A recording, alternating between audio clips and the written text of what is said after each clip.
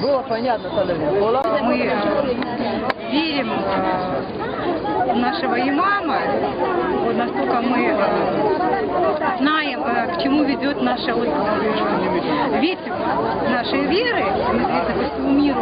Поэтому вот весь народ, он не до фанатизма, а в плане того, что те привлечения, те предназначения, которые говорит наш имам, он настолько передовые взгляды в этом мире, поэтому вся молодежь и вот от стара до млада здесь собрались для того, чтобы почтить свое почтение в плане того, что это ведь ислама, на мой взгляд, самая передовая, потому что самые передовые люди из древности до современного, они были именно приверженцами этой ветви. Но я не умаляю достоинства других ветвей, поэтому, наверное, видите, такое скопление народа.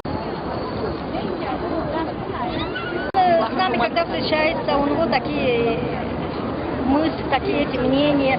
Всегда с нами, когда он хотел, чтобы мы нации не делили.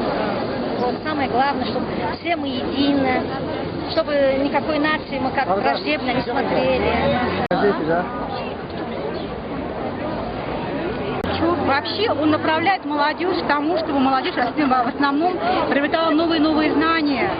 Мир, 21 век — это век инноваций, и только глубокие знания, познания, они во благо развития общества.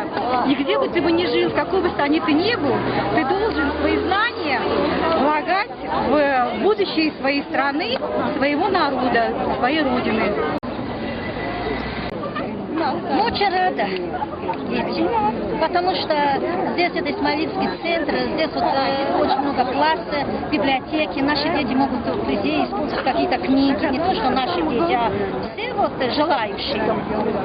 Это не только для нас, исмаилитов, но любой желающий может прийти, посидеть в библиотеке, там очень интересные книжки, конечно.